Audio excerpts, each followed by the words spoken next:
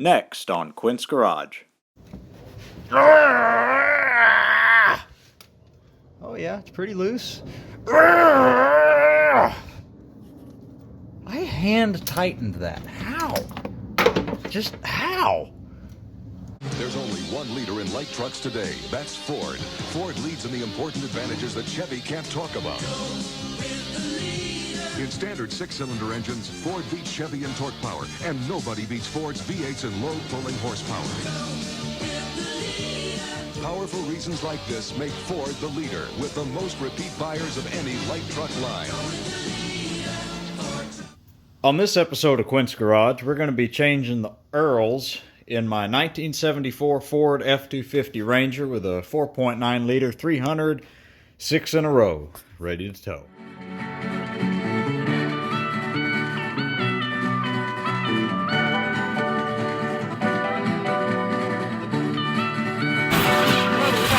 Hold on, we got fire. So you may notice that I'm in the garage doing the oil change because it's a little windy outside and I didn't want all you to hear is I'm in the garage doing it, and my mom said I can do it in the garage as long as I promise to not get any oil on the ground. I said, of course not. I'm not going to get any oil on the ground. Oh, that's not happening. Where's my shotgun? Look, dang, that's a big possum. All right, where the oil is draining and looks good, no coolant or anything, but whenever I drain the oil out of the filter, there's always a good amount of glitter, which is either coming from the cam or the rods. So what that basically means is either the rod bearings or the cam are grinding their own profile, and I'm going to leave it. Why? Because if the cam grinds its own profile, it's bound to come up with something interesting, and maybe it'll give it a good thump. So here's what I got. I got I went to Get in the Zone for these two, and then went back on the wall, and they didn't have any 10W30. So I had to go to to get the Earls. Really wish I didn't have to, because they love their motor oil. It's up there. So you will see on these forums online about oil in these trucks. And some people say, I think this engine was recommended when it came from the factory, 5W30. They will say that if you don't run 530, you're going to ruin your engine. Some people say if you don't run 1030, you're going to ruin your engine. Some people say, I got to take a deep breath for this one. If you don't run 1540 diesel oil, then you're going to ruin your... Stop, people. It's oil. Is it lubricating? Is it going clackety-clackety-clack? If it is, you have issues. If not, it's okay. Okay? Maybe you should trust that people know their own trucks. Because let's make sure this isn't just dumping all... Yeah, nope, still draining. It's been forever.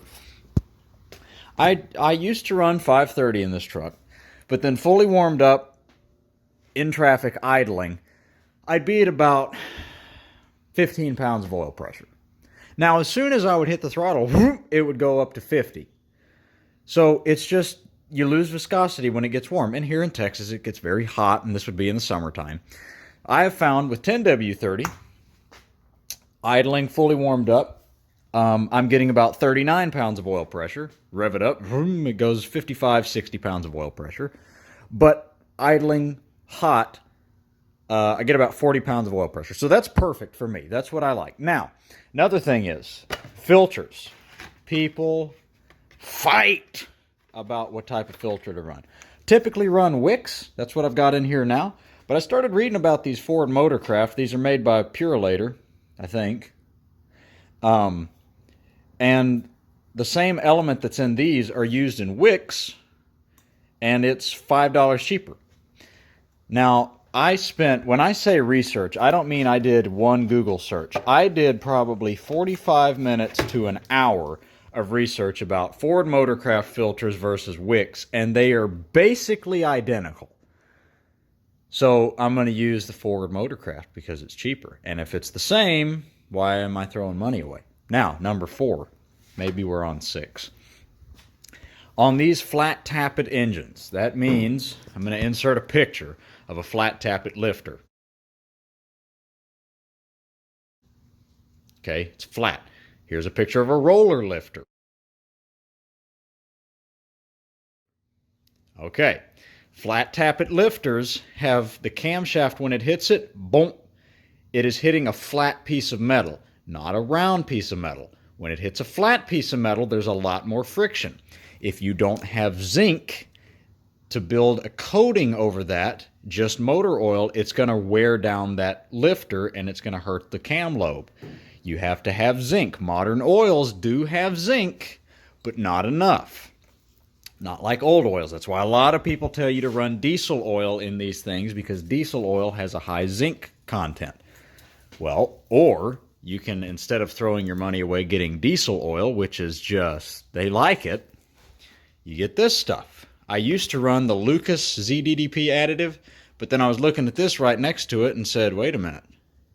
Contains zinc ZDDP. It's a higher ounce rating. It's a higher zinc per million rating. And it's half the price. Well, we're going to put that in there. Let's see if, are you done? No, you're not. Okay, we're going to walk around for a while until you are done.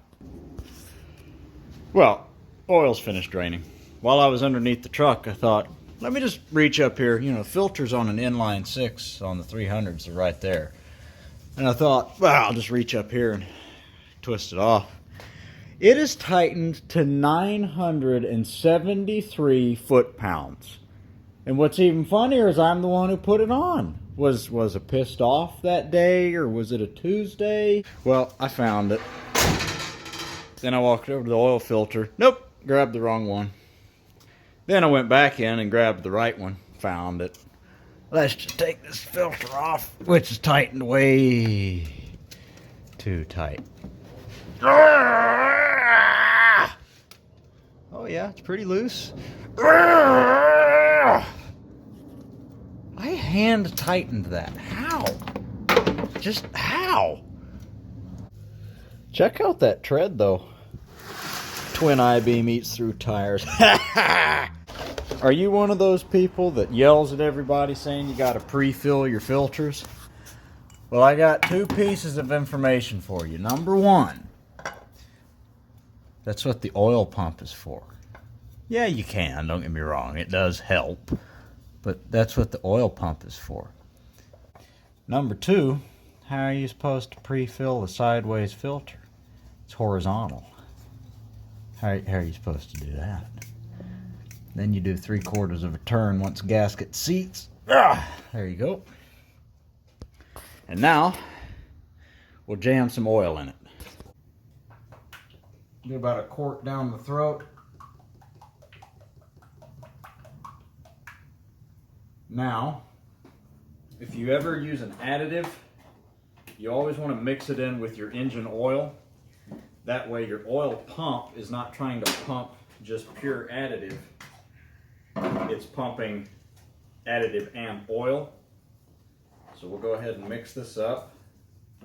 Oh yeah, that's like molasses. That's good. That'll be good for it. All the periodic table of elements in here. There's your hydrogen. There's your oxygen. There's your helium. Oh, no, wait. Is that a noble gas or is hydrogen a noble? I don't remember. And pour it down the throat.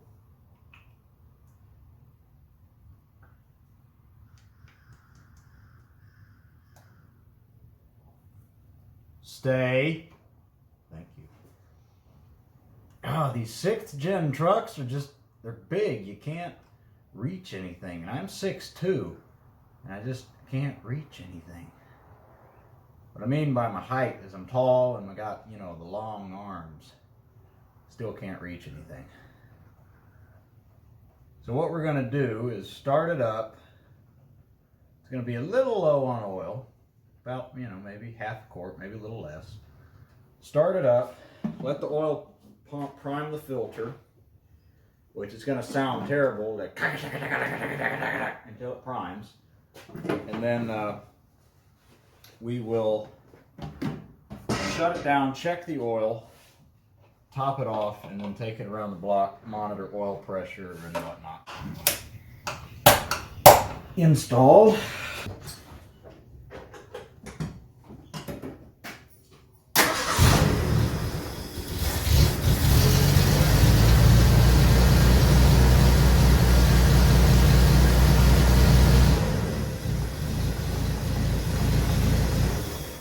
Get another reading on that.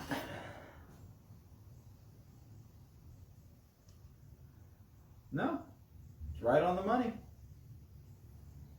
Actually doesn't need any. Okay. Perfect. Awesome. And great, I just spilled oil all over my fender. Awesome.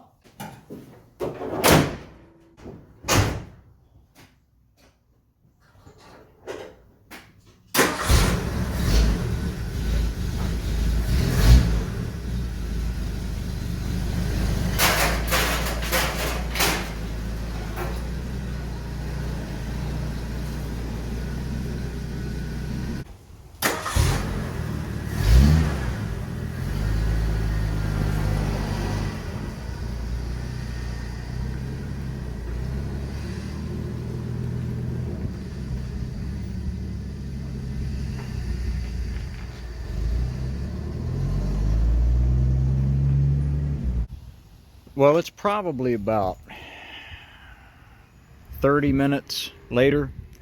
In that last clip you just saw where the truck backs up that embankment, soon as I came down, the truck started running really rough, and it was idling at about 300 RPM. You would give it throttle and it would run fine, but it would idle at about 300 to 250 RPM, and you would just barely crack the throttle and it would just pop, pop, pop, pop, pop, pop, pop. And then you'd give it throttle and it would run fine. So I get it home, and I'm starting to go through it, and I can tell it's either like vacuum leak, fuel delivery. I know it's not ignition because that just shuts off immediately, but I know it's something in the fuel, so I crawl underneath it. I did notice when I was doing the oil change, my on-rail fuel filter, on-frame fuel filter was a little dirty, which is interesting considering this thing allegedly has a new fuel system, which it does, so I don't know what. Anyway, I put a new filter in it, cranked it up, runs fine. Maybe it was that simple. Rev it, doing fine, crack the throttle, running fine, shut it off, come back, hit the key, barely running. I'm like, well, so I come in here and I whack on the thermostat because it makes me feel better, and it doesn't do anything because I know it's not related to the cooling system. And I'm going, okay, let's think this thing through logically. What happened as soon as it started running rough? The ass end went up in the air, the nose went down. What does that mean? Is the needle and seat stuck? I come up here with it running, and I start rapping on the carburetor, and it starts running better and better. And I'm like, is it the needle and seat? So I'm rapping on the accelerator pump, rapping on the body, and it's running better and better. And so then I go in there, crack the throttle, running perfect, running. I don't know how to make the noise, but the engine did it itself. That was nasty. So just, you know, if basically what I'm saying is, if ever something just immediately happens, not gradual, but it immediately happens, just, and you've replaced all the stuff, just start going through it piece at a time. Probably took me about 15-20 minutes to figure out it was the needle and seat that was sticking, or the float was up. I don't know. But as soon as the nose end went down and the truck was like at that angle, it did it. So, you know, they're meant to be on level ground, but of course I wanted to just back it up and drag the trailer hitch on the ground. But allegedly buried it last week. But anyway, so yeah, got that fixed. These trucks can be fixed with a hammer, because I just did.